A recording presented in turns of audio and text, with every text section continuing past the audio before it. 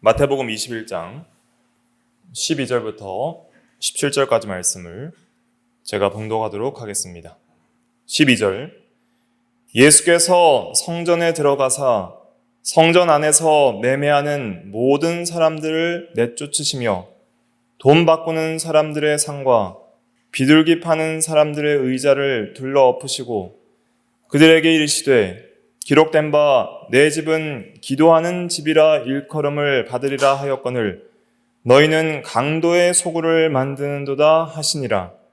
맹인과 저는 자들이 성전에서 예수께 나아오매 고쳐주시니 대지상들과 서기관들이 예수께서 하시는 이상한 일과 또 성전에서 소리질러 호산나 다윗의 자손이여 하는 어린 아이들을 보고 노하여 예수께 말하되 그들이 하는 말을 듣느냐? 예수께서 이르시되 그렇다. 어린 아기와 젖먹이들의 입에서 나오는 찬미를 온전하게 하셨나이다 함을 너희가 읽어본 일이 없느냐 하시고 그들을 떠나 성 밖으로 베다니에 가서 거기서 유하시니라. 아멘. 이 시간 말씀의 제목은 성전을 정결케 하신 예수님, 성전을 정결케 하신 예수님이라는 제목으로 하나님의 말씀을 증거하겠습니다.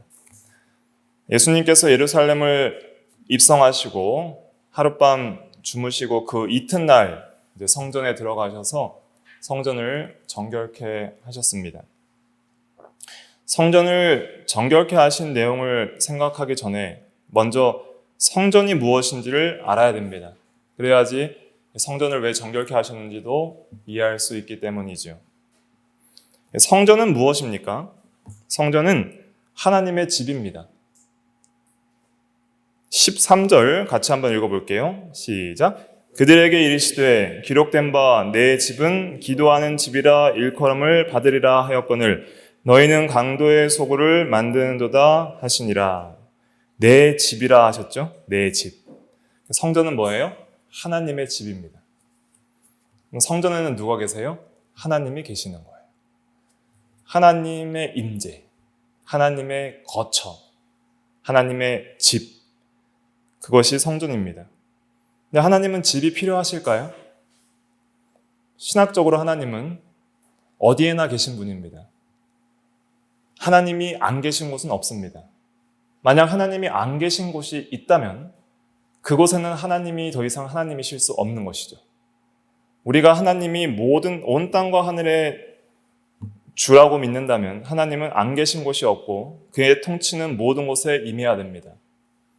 그런데 하나님은 집이 왜 필요할까요? 그 집은 하나님을 위한 집입니까? 아니면 하나님께서 사랑하시는 하나님의 자녀들을 위한 집입니까? 하나님의 자녀들, 하나님의 백성들과 함께 하시기 위한 집이 성전인 거예요. 하나님은 어디에나 계시지만 특별히 성전에서 하나님께서는 그들의 백성, 그들의 자녀들과 만나주시고 그들의 예배와 기도를 들으시고 찬양을 들으시고 그들과 함께 있음을 나타내 보여주시는 것이죠. 하나님이 여기에 너희와 함께 사노라. 내가 너희와 함께 하노라. 내가 너희 가운데 있노라. 내가 너희의 아버지요 너희의 하나님이노라 하는 거를 유한하고 물리적인 장소에 국한된 우리 인간들은 잘 깨닫지 못하는데 그런데 성전을 통하여서 하나님이 우리와 함께 계시구나를 깊이 깨닫게 되는 것이죠. 그렇기 때문에 이 성전에 대한 개념을 이해하는 것이 참 중요합니다. 오늘날 이 건물은 성전이 아닙니다. 그런데 구약시대 때는 어떤 건물을 성전으로 지었어요. 그래서 그 건물을 가리켜서 성전, 하나님의 집 이렇게 일컬었던 것이죠. 그런데 성전의 최초 원형은 에덴 동산이었습니다. 하나님께서 이 모든 세상을 창조하시고 그 모든 창조한 세계 중에서 에덴 동산을 창설하셨어요. 특별한 거처를 창설하셨던 것이죠. 그리고 그 에덴 동산에 아담과 하와를 두시고 그리고 천사들을 통해서 에덴 동산을 또 지키게 하시고 그리고 그 에덴 동산에서 하나님께서는 특별히 아담과 하와와 만나주시고 아담과 하와와 교제하시고 그들의 예배를 받으셨던 것이죠. 그래서 첫 번째 성전은 에덴 동산이었어요. 에덴 동산에서 하나님과 우리 인간들은 함께 거했던 것이죠. 그런데 범죄함으로 말미암아 아담과 하와가 에덴 동산에서 어떻게 됐어요? 쫓겨나게 됩니다. 그것은 무엇을 말하냐면 더 이상 너희는 하나님과 함께 살 자격이 없다는 뜻이에요. 그러니까 죄인은 완전하게 의로우신 하나님과 함께 할 수 없는 존재가 되는 거예요. 그게 죄인의 존재예요. 그러니까 죄를 지었다는 건 뭐냐면 거룩하고 의로우신 하나님과 더 이상 함께 살 수 없는 존재. 그러한 존재가 되었다는 것을 상징적으로 에덴 동산에서 추방하시는 모습을 통해서 죄인의 상태를 거기서 보여주시는 거예요. 그래서 인간의 비참함은 어디에 있냐면 하나님과 함께 살 수 없는 죄인이 되었다는 것에 있는 거예요. 하나님은 우리의 생명의 근원이시고 창조주시고 모든 선의 근원이시고 모든 좋은 것의 근원이시고 선하신 하나님이신데 그 하나님으로부터 쫓겨나고 하나님과 함께 거할 수 없게 됨으로써 인생에 있어서 모든 문제들이 다 닥치게 되는 것입니다.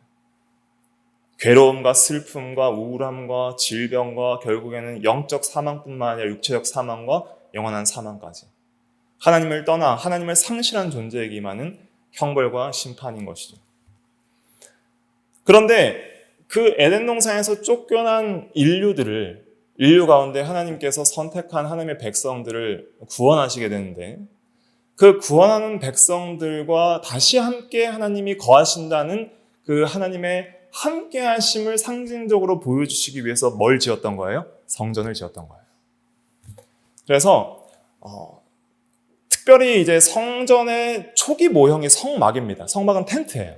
텐트는 출애굽한 이스라엘 백성들이 모세를 통해서 하나님의 백성들이 출애굽하면서 광야에서 천막을 치게 됩니다. 그래서 천막 안에는 성소란 것은 거룩한 장소란 뜻이고 그 다음에 그 성소는 직육면체 모양으로 되어 있어요. 그리고 그 안에 들어가면 또 이제 정육면체로 사방의 길이가 동일한 정육면체의 그 네모난 방이 있는데 거기는 지성소라 일컫습니다. 지극히 거룩한 장소 이런 뜻이에요. 그 지성소 안에 이제 언약궤가 있고 또 십계명 돌판과 만나 담은 항아리와 아론의 쌍난 지팡이를 두는 그런 상자를 놓는데 그걸 이제 법궤라고도 하고 증거궤라고도 하는 이런 상자가 있어요. 그 상자 위에는 이제 금으로 된 그러한 뚜껑이 있는데 그 금 위에는 이제 그룹이라고 일컫는 천사 모형이거든요. 천사의 그 날개 핀 천사의 두 그 모형, 금으로 된 모형이 그 뚜껑을 양 옆에서 날개를 펴서 이렇게 좌우에서 날개로 그 뚜껑을 덮고 있어요. 그 뚜껑을 일으켜서 이제 시은좌라 그래요. 시은좌. 은혜의 보좌다 이런 뜻인데 그 시은좌 위에 하나님께서 좌정하신다 이렇게 말씀을 하세요. 그래서 그 지극히 거룩한 그 장소인 지성소에 하나님께서 사시겠다는 거예요. 너희들과. 근데 그 텐트를 어디에다 쳤냐면은 출애굽한 이스라엘 백성이 광야 40년 동안 이제 이 여행을 하고 방황을 하면서 계속 장막을 쳤다가 이동하고 장막을 쳤다가 이동하고 이런 이제 나그네 생활을 하거든요. 근데 그렇게 장막을 칠 때마다 진영을 이렇게 짜서 이제 그 지파별로 진영을 짜서 크게 이렇게 네모나게 진영을 짜서 텐트를 치는데 그 진영 중앙에 이제 하나님의 성막을 치는 거예요. 그래서 내가 너희들과 여기에 함께 사노라 하는 것을 보여주시는 것이죠. 그러면 그 성막이 상징하는 건 뭘까요? 이게 중요합니다. 이제 그 성막이 업그레이드 된 게 뭐냐면은 솔로몬 시대 때 지은 성전이고요. 그 다음에 솔로몬 시대 때 지은 성전이 바벨론 왕이 쳐들어오면서 이제 회파되고 나서 그 다음에 이제 페르시아, 그러니까 메데 바사는 페르시아를 말하는데 페르시아 왕 고레스 때 이제 스룹바벨이 내려와서 그 성전을 재건하게 돼요. 그래서 솔로몬 때 망가진 성전을 제2성전이라고 스룹바벨이 다시 한번 짓는 성전인데 그래서 스룹바벨 성전이라고 하고요. 그 다음에 오늘 본문에 나온 이 성전은 무슨 성전이냐면 헤롯 성전입니다. 그러니까 스룹바벨 성전은 이제 로마의 침략으로 다시 무너져요. 그 다음에 그 스룹바벨 성전이 이제 황폐한 터만 남아 있었는데 그 망가진 스룹바벨 성전을 이제 개축한 것이 헤롯 성전입니다. 근데 아직 다 못 지었어요. 다 못 짓고 이제 예수님 이 사역 시대 때 짓고 있는 상황이었고, 그래서 제3성전이 헤롯 성전입니다. 그러면 이 예수님께서 초림하셔서 이 성전을 정결케 하시는 사건을 통해서 요한복음 2장에도 성전을 정결케 하시는 사건이 있거든요. 그러한 사건을 통해서 뭘 보여주시냐면 진짜 성전이 뭐냐는 것을 알려주시는 거예요. 진짜 성전의 의미. 그래서 성전은 뭘 상징하냐면 첫째로는 하나님의 집을 상징하긴 하지만 또 둘째로는 뭘 상징하냐면 예수 그리스도를 상징하는 거예요. 성전은 예수 그리스도의 모형이에요. 그래서 성전 안에는 예수 그리스도를 상징하는 많은 성전 기물들이 있고 가장 대표적인 것은 성전 안에서 뭘 행해요? 제사를 행하거든요. 양을 잡아 죽이고 소를 잡아 죽여서 태워서 이렇게 제사를 드리는데 그 제물이 죽는 것은 곧 예수님께서 우리의 죄를 대신하여 십자가에 죽으실 것을 예표하는 것이었죠. 그러한 예수 그리스도의 속죄의 죽음을 성전에서 그 죽음을 상징하는 제사들을 행했던 것이에요. 그래서 이 성전이라는 것은 예수 그리스도를 통해서 우리가 하나님과 함께 거할 수 있다는 걸 보여주시는 거예요.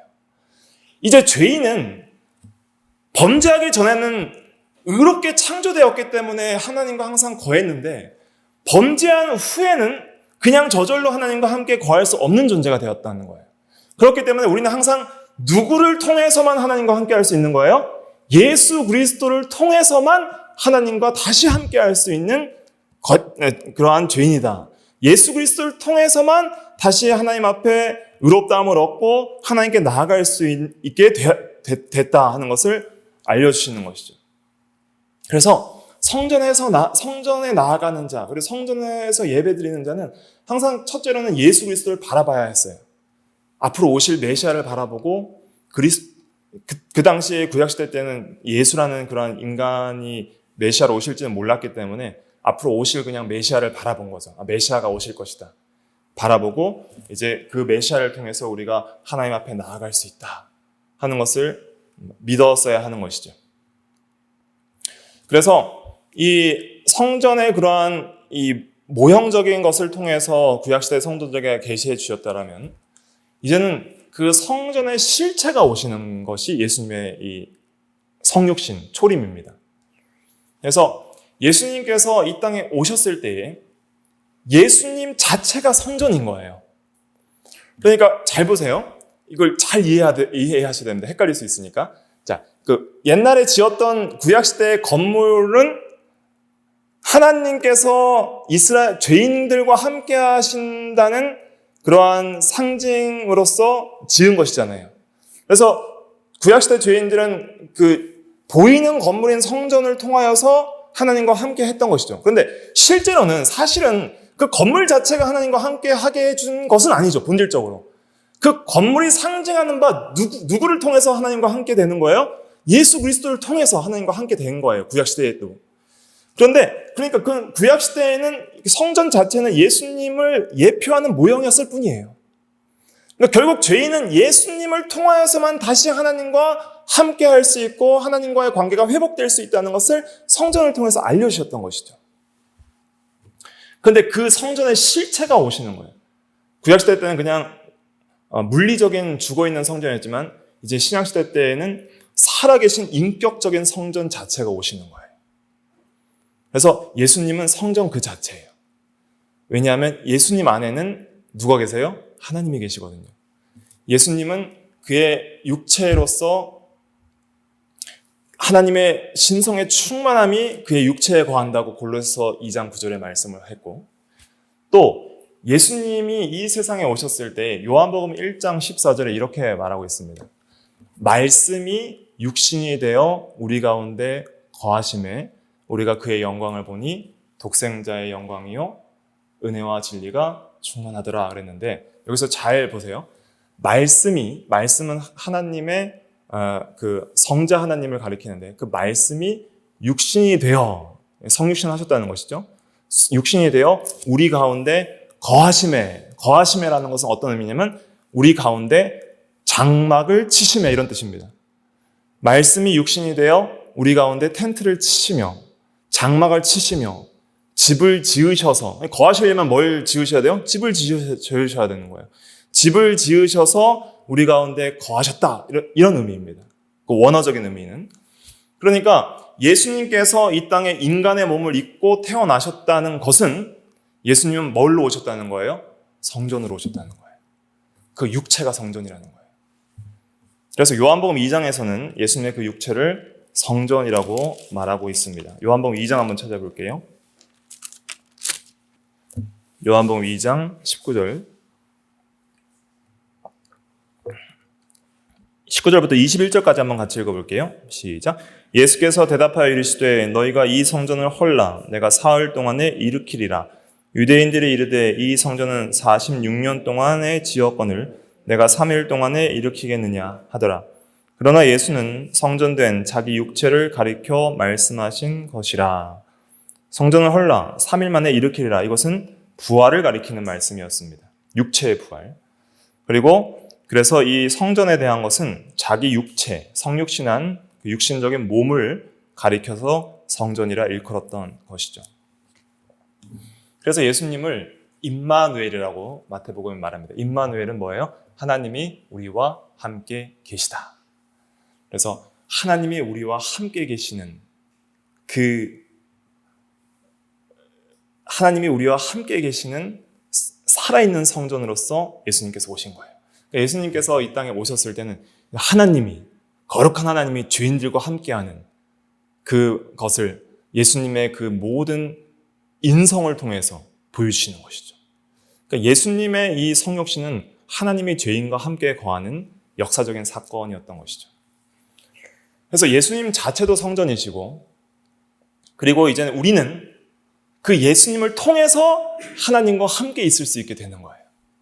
예수를 믿고 예수와 함께 거하는 자는 누구와 함께 거하는 자예요? 하나님과 함께 거하는 자가 되는 거예요. 예수님을 영접하는 자, 곧 그 이름을 믿는 자들에게는 하나님의 자녀가 되는 권세를 주셨다다 그랬잖아요. 누구든지 예수를 믿으면 예수님이 우리와 함께 계시는 거예요. 누구든지 예수를 영접하면 예수님이 내 안에 계시고 예수님이 나와 함께 계시는 거예요. 눈에는 보이지 않지만 영으로, 성령으로, 그리스도의 영으로 우리와 함께 계시는 거예요. 그러면서 그리스도 안에서 우리는 성도들은 이제 뭐가 될까요? 하나님의 성전이 되는 거예요.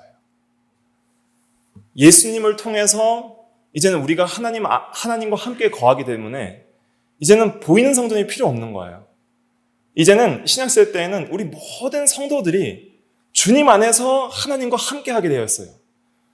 주님이 우리 가운데 계심으로써 이제는 우리도 주님과 함께 살아계신 하나님의 거처가 되는 거예요.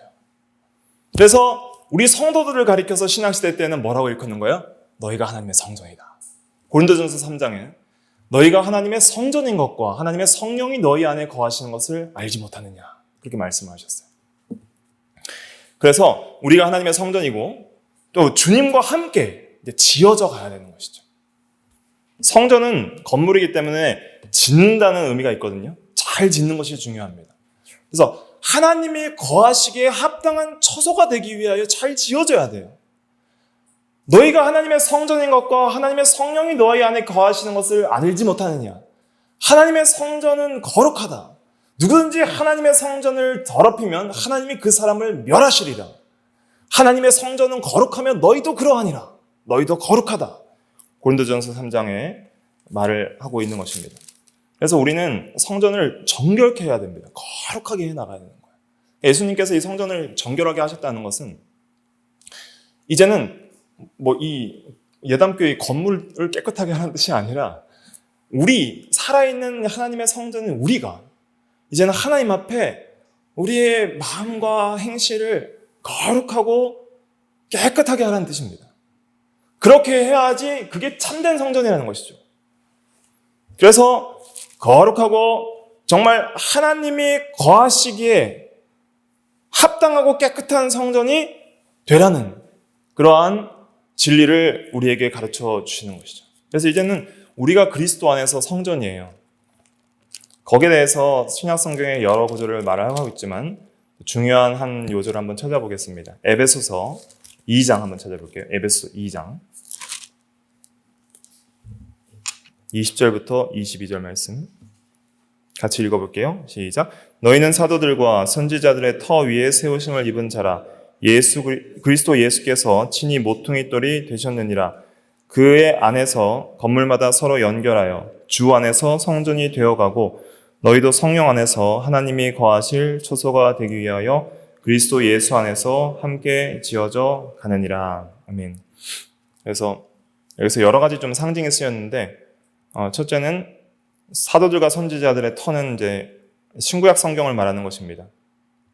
그리고 성경 위에 진리 위에 우리가 성전이 건축되어야 되고 또 예수님께서 친히 모퉁이 돌 그러니까 성전 건축할 때 처음 기초돌을 가리키는 거예요. 그래서 기초돌이고 우리는 다른 돌로 좀 비유를 하신 것이고 그리고 또 우리는 하나의 성전이고 예수님도 하나의 성전이고 건물마다 연결되는 연합된 성전을 21절에서 말을 하고 있는 것이죠. 중요한 것은 여기서 이제 상징적으로 나타내는 것은 주님이 참된 성전이고 예수를 믿는 모든 성도들은 이제 주님과 연합되는 거예요. 주님 안에 거하고 주님과 함께하는 거예요. 주님과 함께하기 때문에 우리도 성전인 거예요. 주님 안에서 하나님이 거하시는 성전이 되는 거예요. 그래서 성령 안에서 우리가 지어져 가야 되는데 더욱더 말씀과 기도로 거룩해져야 되는 것이죠. 우리의 정과 욕심들이 점점 더 제거돼 나가고 탐욕들이 제거돼 나가고 우상들이 제거돼 나가고 그래서 하나님이 참으로 거하시기에 합당하게 여길 정도로 거하실 처소가 되기 위해서 예수 안에서 함께 지어져 가느니라 그랬습니다. 지금 건축 중인 거예요. 거룩한 성전으로 건축 중인 것이죠. 그래서 학개서 2장에서는 영적 성전 건축을 명을 하고 있는 것이고 또 고린도전서 3장에서도 영적 성전 건축을 명령을 하고 있는 것이죠. 그래서 이 성전은 진리의 말씀으로 지어져 나가야 됩니다. 하나님의 말씀이 바로 성전 건축의 재료예요. 그리고 성전 건축의 능력은 성령인 것이죠. 성령의 능력으로 진리의 말씀을 통해서 우리가 지어져 나가는 거예요. 우리가 말씀을 전에 믿지 못하던 말씀을 믿게 되고 또 순종하지 못하던 말씀을 순종하게 되면 그 사람의 인격이 변화되는 거예요. 더 정결하고 깨끗한 인격이 되는 거예요. 그러면 하나님께서는 거기에 거하기에 더 합당하게 여기시는 것이죠. 그러한 성전으로서 점점점 지어져 나가는 것이 성도의 소명입니다. 그래서 성도가 이 세상에서 해나가야 될 중요한 소명은 성화인데 그것을 다른 말로는 성전 건축이라고 할 수 있는 것이죠. 그래서 이렇게 성전이 잘 건축되어 나가다가 그럼에도 우리가 참 부족한 것이 많잖아요. 너무나도 하나님을 모시기에는 우리가 너무나도 부족한 것이 많다고 느껴지지만은 그러나 이제 이것이 완전해질 때가 있습니다. 우리가 부족하지만 하나님께서 우리를 육체의 죽음과 또 육체의 부활을 통해서 영혼과 육체를 완전히 거룩하게 하시고 영화롭게 하시고 이제는 완전한 성전이 회복될 그 날을 바라보는 거예요. 그러니까 처음에 에덴 동산보다 더 완전하고 새로운 하나님의 완전한 성전 그것을 우리가 바라보는데 그것이 이제 미래에 우리가 들어갈 영원한 하나님의 나라입니다. 새하늘과 새 땅 그리고 새 예루살렘 성 그것은 미래적 하나님의 나라를 예표하는 건데 그 영원한 하나님의 나라에 들어가면 이제 건물 성전이 있을까요? 없을까요? 없어요. 그곳엔 성전이 없다 그랬습니다. 계시록 21장 22절 한번 찾아볼게요. 요한계시록 21장 22절 말씀. 계시록 21장 22절 한번 같이 읽어볼게요. 시작. 성 안에서 내가 성전을 보지 못하였으니 이는 주 하나님 곧 전능하신 이와 및 어린 양이 그 성전이심이라. 이 성은 새 예루살렘 성을 말하는데요. 이게 이제 정육면체로 되어 있는 성인데요. 이게 이제 구약시대 때 지성소가 상징했던 그 실체가 이거예요. 지성소는 뭘 상징하냐면 하나님이 거하시는 그 임재 성전을 상징하는데 그 성전이 예수님의 초림을 통해서도 임했지만은 그러나 우리가 또 영원히 들어갈 영원한 하나님의 나라가 또 성전이에요. 거기에는 하나님의 임재가 충만하기 때문이죠. 에덴 동산과 같이. 그래서 우리가 이제 영원히 하나님과 사랑하는 성도들과 영원히 살 그 미래적 하나님의 나라의 완전함을 소망하고 있는데, 그 완전한 하나님의 나라에 들어갔을 때는 거기 그 하나님의 나라는 하나님의 임재로 충만한 것이에요. 그 전체가 성전이에요. 하나님 나라 전체, 새 예루살렘 성 전체가 성전이기 때문에 특별하게 한 장소적 성전이 필요가 없다는 뜻입니다. 상징적으로. 그래서 거기서는 완전한 하나님의 함께함을 누리겠다는 뜻이에요. 여기서는 완전한 하나님과 어린 양과 전능하신 하나님과 함께 하나님의 충만함을 누리고 하나님과 함께함을 누리는 그 세계에 들어갈 것을 계시록 21장 22절에 이렇게 표현을 한 것입니다. 그래서 우리가 이 세상에서 살 때는 하나님과 함께 하기를 참 원하잖아요. 특별히 시험의 때, 고난의 때 더 하나님이 우리와 함께 하시길 원하고, 언제든지 우리가 하나님과 함께 동행하며 하나님과 함께하며 하나님과 교제하며 사귐이 깊어지길 원하는데, 그런 것을 잘 못하는 이유가 뭐냐면 우리의 죄악 때문이에요. 우리가 하나님의 거하시기에 합당한 처소가 되지 못하고 너무 더러우니까 하나님의 임재를 잘 못 느끼기도 하고, 때로는 하나님이 우리와 함께 계시지만은 하나님께서 우리에게 은혜를 주시지 않으니까 마치 집안에서 식구가 같이 살아도 대면대면하고 관계가 소원한 것처럼, 그렇게 지내는 것처럼 그러한 것을 많이 느끼는 것이죠. 그러나 우리가 정말 우리가 낮아지고 겸손해지고 회개하여서 하나님을 찾고 상하고 통하는 심령으로 하나님께 기도할 때 하나님이 다시 우리를 만나주시고 그리스도를 통해서 다시 우리를 받아주시고 우리와 함께 하심을 깨닫게 되는 것이죠. 그래서 우리의 성도의 신앙생활은 성전을 잘 건축하는 신앙생활인데, 그러나 이러한 힘든 영적 투쟁이 끝날 때가 있다는 거예요. 또 이게 소망이죠. 그래서 영원한 하나님의 나라에서는 더 이상 하나님과 함께하지 못함 때문에 고통당할 일은 없다는 거예요. 완전한 하나님과의 함께함을 누릴 그 소망을 우리가 가지고 있다는 것이죠. 그러한 소망을 가진 자는 이 세상에서도 더욱더 그 하나님과 함께함을 누리기 위하여 자신을 잘 건축하는 것이 필요합니다. 그래서 유다서 1장에도 지극히 거룩한 믿음 위에 자기를 뭐하라 그랬어요? 건축하라 그랬어요. 건축하는 게 중요한 거예요. 또 정결하게 하는 것이 중요한 것이죠. 그래서 예수님이 하나님의 성전으로 이 땅에 오셔서 죄인들과 함께 계시고 예수 그리스도를 통해서 우리가 하나님과 함께 있을 수 있게 되었다는 이 진리가 우리를 얼마나 기쁘게 하고 소망 있게 하는지 알 수 없습니다. 그 어떤 죄인도 하나님과 함께 할 수 없는데 그리스도를 통해서 우리와 함께 계시고 그리스도 안에서 우리도 하나님의 거처가 되었다는 것. 이것을 꼭 잊지 말아야 됩니다. 우리는 누구예요? 하나님의 거룩한 성전이다. 우리는 그리스도 안에서 구속받은 하나님의 거룩한 성전이다. 그러므로 하나님이 거하시기에 합당할 처소가 되기 위하여 그리스도 안에서 지어져 나가야 한다. 이것이 성전 신학에 대한 전체적인 개관입니다. 창세기부터 계시록까지 전체적으로 성전 하나로 뚫을 수가 있는 거예요. 그렇게 해서 설명드릴 것이 많지만 간단하게 설명을 드렸습니다. 이것을 좀 이해하시고 나면 예수님께서 왜 이렇게 사역을 하셨는지 그 본질적인 의미를 파악을 할 수가 있게 됩니다. 당시의 성전에서 이제 본문 해설할 텐데 다시 본문으로 돌아오셔서 당시의 성전에서 매매하는 자들이 있었습니다. 12절 마태복음 21장 12절을 같이 한번 읽어보겠습니다. 시작. 예수께서 성전에 들어가사 성전 안에서 매매하는 모든 사람들을 내쫓으시며 돈 바꾸는 사람들의 상과 비둘기 파는 사람들의 의자를 둘러 엎으시고. 성전에서 매매하는 사람들이 있었습니다. 성전은 건물이 있고 또 뜰이 있거든요. 그 뜰 중에서도 좀 외부적으로 이방인의 뜰이라는 곳이 있는데 그런 곳에서 이제 매매를 했다고 해요. 성전 건물 안에서 한 것은 아니고. 그런데 이 매매하는 자들이 돈을 바꾸고 비둘기와 재물들을 팔았어요. 당시 로마 화폐는 이 데나리온이거든요. 근데 유대 화폐는 세겔이에요.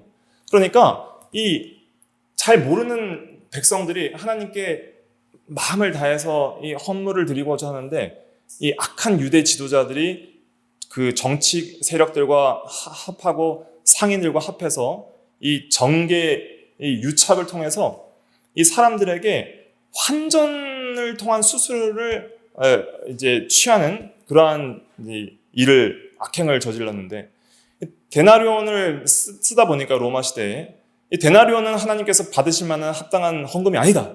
그러니까 유대의 화폐인 세겔로 바꿔야 하나님이 받으신다. 그러니까 세겔로 바꾸라는 거예요. 그래서 가서 세계를 바꾸니까 그냥 공짜로 바꿔주는 게 아니라 뭘 받아요? 환전 수수료를 받는 거예요. 그걸 통해서 대제사장들과 서기관들과 유대 종교 지도자들과 로마의 관리들이 다 이득을 취하고 이 외부 상인들도 이득을 취하는 거예요. 그렇게 해서 이 돈 바꾸는 이 행위를 통해서 돈을 버는 그러한 일을 성전 안에서 했고, 또 재물도 하나님께서 거룩하게 받는 재물들은 좀 구별되고 잘 키운 재물이어야 된다. 그렇기 때문에 이 멀리서 오는 사람들은 그 수십 킬로를 이 재물을 끌고 올 수 없으니까 와서 시장에서 사서 이제 바치게 됐는데, 이 시장에서 사는 것은 거룩하지 못하니까 이 성전에서 사라 하는 거예요. 성전에서 이 하나님이 받을 만한 잘 키운 재물이 있으니까 이거 사라.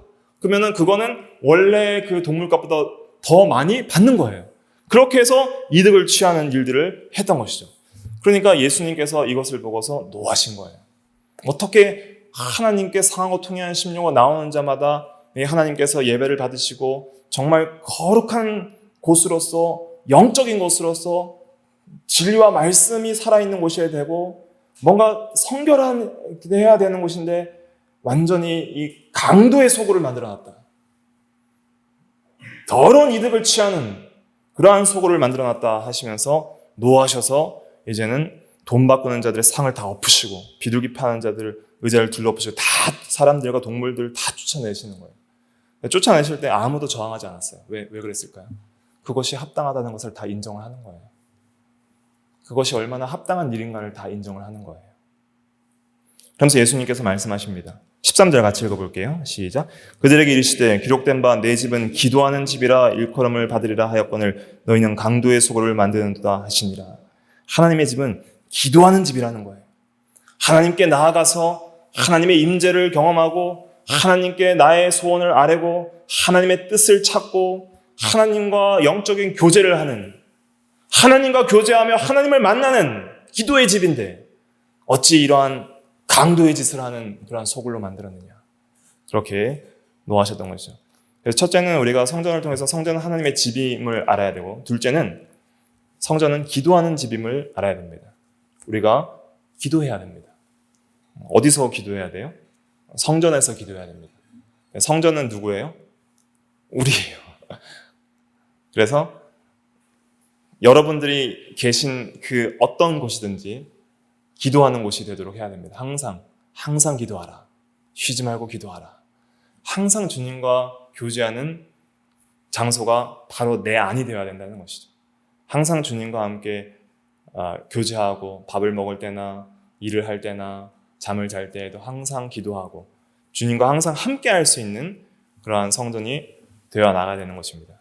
그리고 또 셋째로는 성전은 정결해야 됩니다. 더러운 이득을 탐하고 탐욕이 만연한 이러한 시대, 구약시대 도 이렇지만 오늘날도 이 한국교회뿐만 아니라 세계교회가 얼마나 더러운 이득을 탐합니까? 직분자를 세우는데 돈을 받아서 장로와 권사를 세우고, 또 뭐 목사 안수를 받는데도 뭐 돈을 내야 되고, 돈을 내면 목사 안수 주고 돈을 내면 장로가 되는 거예요. 그러한 더러운 이득을 취하는 그러한 교회, 또 돈을 많이 내는 성도가 인정받고 돈을 적게 내는 성도가 인정받지 못하는 그러한 악한 교회, 그것이 무슨 하나님께서 기뻐하시는 교회가 되겠습니까? 하나님의 교회는 정말 마음을 다하고 뜻을 다하고 힘을 다하여 하나님을 찾고 그리스도 때문에 우리가 하나님과 함께됨을 감사하고 정말 하나님의 임재를 경험하고 하나님과 함께하는 그런 거룩한 처소가 되는 것이 중요한 것입니다. 그러니까 우리 각자가 우리 마음속에 하나님의 성전이라는 그런 깊은 이해와 깨달음이 있고, 그래서 하나님이 내 안에 계시기에 합당해야 된다는 그런 간절한 마음들이 있어야 되는 거예요. 정말 내 안에 하나님이 계시기에 합당한 곳이 맞습니까? 하는 애통하는 심령이 있어야 되는 것이죠. 하나님 어찌 나와 함께 계시려 합니까? 주여 나를 떠나소서 나는 죄인이로소이다 하면서도 다시 그리스도를 통하여서 우리가 구속받은 것을 깨닫고 깊이 감사하고 회개하면서 하나님 우리를 거룩하게 하소서 하면서 정말 하나님이 거하실 만한 합당한 처소가 되기를 힘써야 하는 것이죠. 우리가 죄악들을 회개하고 말씀에 바로 서고 예수님의 성전을 정결케 하셨던 것처럼 우리의 마음을 정결케 할 때에 놀라운 하나님의 역사가 일어납니다. 놀라운 하나님의 임재를 경험하게 되고 놀라운 하나님의 은혜들을 경험하게 됩니다. 어떤 은혜들이 있었습니까? 14절랑 같이 읽어볼게요. 14절 시작. 맹인과 저는 자들이 성전에서 예수께 나옴에 고쳐 주시니. 예수님께서 성전을 정결케 한 이후에 하나님의 역사들을 보여주셨어요. 못 보는 자가 보게 되고 저는 자들이 일어나는 역사들을 보여주셨습니다. 우리가 우리의 성전을 정결케 할 때 이런 역사들이 일어나는 거예요. 영적으로 맹인되어서 진리에 무지하고 깨닫지 못하는 자들이 하나님과 진리의 말씀을 깨닫고 영적인 면들을 깨닫고 이해하는 놀라운 지각과 깨달음을 주시는 거예요. 아, 이곳이 하나님의 성전이었구나. 그걸 깨달은 자가 누구였어요? 야곱이었죠. 야곱이 이제 에서의 그 위협을 피해서 삼촌 라반의 집으로 홀로 여행을 떠나고 있었습니다. 그때 베델 곧 루스라는 곳에서 홀로 돌베개를 메고 잤는데 그때 하나님께서 눈을 열어 보여주셨어요. 하늘이 열리고 하나님의 사닥다리가 하늘에서 내려오고 하나님의 천사들이 오르락내리락 하고 있었죠. 그것은 그 사닥다리는 하나님과 우리를 연결해주는, 죄인과 하나님을 연결해주는 예수 그리스도를 상징하는 사닥다리였습니다. 그래서 하나님이 예수 그리스도를 통해서 죄인과 함께 하시는 그곳이 바로 네가 있는 이곳이다 하는 것을 보여주셨고, 이곳이 바로 하나님의 성전이고 바로 우리가 하나님의 성전인 것을 구약시대에 아직 성막도 지어지기 전에 보여주셨던 것이죠. 그러면서 이곳이 거룩한 곳이구나 하면서 거기에 기둥을 세우고 나의 하나님으로 섬기겠다고 맹세하며 또 이곳이 하나님의 성전임을 깨닫는 놀라운 역사들이 있었던 것이죠.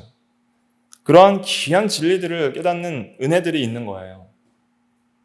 우리가 영적으로 하나님이 보이지 않지만은 믿음의 눈으로 볼 수 있는, 그리고 하나님의 임재를 경험하게 하는, 확실하게 우리가 깨닫고 느끼게 하는 그러한 감동과 깨달음을 성전을 정결케 하는 자들에게 더욱 충만하게 주십니다.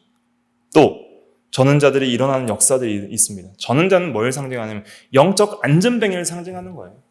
죄악에 주저앉아 있어서 전혀 하나님의 말씀대로 순종하지 못하는 상태, 하나님을 따라 의의 길을 걸어가지 못하는 상태를 저는 자라 이렇게 표현을 할 수 있는 것입니다. 전혀 하나님을 향하여서 예배하는 자, 기도하는 자, 말씀을 읽고 순종하는 자, 하나님의 말씀대로 살아서 하나님께 영광을 돌리는 자의 삶을 살지 못하는 상태, 영적으로 절름발이 상태인 것이죠. 성전을 정결케 할 때 우리의 다리에 새 힘이 돋아나고 하나님께 순종하고자 하는 놀라운 감동과 믿음이 생기고, 그리고 그렇게 죄를 죽이고 거룩하게 살 수 있는 힘도 우리에게 주어지는 거예요. 사도행전 3장에 보면 베드로와 요한이 성전에 기도하러 들어갈 때 날 때부터 안전뱅이 된 자가 아름다운 문이라는 미문에 앉은 것을 보게 됩니다. 아름다운 문에 앉았지만 날 때부터 안전뱅이라서 구걸하면서 사는 인생을 살았던 것이죠. 요한과 베드로가 그 곁을 지나갈 때 그를 주목하여 보았습니다. 그에게 하나님의 말씀을 증거할 감동을 하나님께서 주셨던 것이죠. 그래서 요한과 베드로가 그에게 다가갔을 때 그는 무언가 얻기를 원하고 베드로와 요한을 바라봤습니다. 그때 베드로와 요한이 뭐라고 그랬습니까? 은과 금은 내게 없거니와 내게 있는 것으로 내게 주느니 곧 나사렛 예수 그리스도의 이름으로 일어나 걸어라, 이 말씀을 주셨어요. 그때 그 두 발이 날 때부터 안전뱅이 된 자의 발이 힘을 얻고 일어나 걷기 시작하는데, 지금까지는 성전 문에 앉아서 들어가질 않았어요, 성전에. 근데 이제는 일어나서 성전에 들어가는 생활을 하며 뛰기도 하고 걷기도 하면서 하나님을 찬양하는 생활을 하기 시작합니다. 이것이 예수님의 역사를 통해서 성전이 정결케 되고 그리스도를 믿는 능력이 머무는 하나님이 함께하는 자의 신앙생활이 이런 것임을 보여주는 것이죠. 그래서 우리가 참으로 예수님께서 우리의 성전을 오셨고 우리를 성전 삼아주신 것, 이걸 깊이 있게 깨닫고 감사해야 됩니다. 어찌 나 같은 죄인이 하나님이 거하실 처소가 되게 하셨는지요. 오직 주 예수 그리스도의 은혜니이다 고백하고, 그리고 그 예수 그리스도의 이름을 힘입어서 일어나 걸어가는 생활을 해야 되는 것이죠. 그러려면 정결해지는 것이 있어야 돼요. 주님을 모시고 주님의 말씀을 모시고 그 전까지 성전 미문에 앉아있던 이 안진뱅이는 주님의 말씀이 그 속에 없었습니다. 그러나 예수 그리스도의 이름으로 일어나 걸으라는 그 말씀을 모시고 회개하고 돌이켜서 그 말씀을 의지하고 순종할 때에 어떤 역사가 일어났어요? 저는 다리가 일어나는 역사가 일어나는 거예요. 이러한 역사들이 우리 가운데도 있어야 되는 것입니다. 더 이상 세상의 것만 바라보면서 죄악의 종노릇하는 삶을 사는 것이 아니라 살아계신 하나님을 바라보고 그의 말씀을 바라보고 주님을 바라보고 하나님이 거하시기에 합당한 처소가 되기 위하여 그 말씀대로 지어져 나가는 그런 거룩한 성전이 될 때 하나님의 역사가 일어납니다. 깨닫는 역사, 또 걸어가는 역사, 그런 역사들이 일어나는 거예요. 그런 역사들을 다 보는 우리가 다 돼야 되겠습니다. 기도하겠습니다.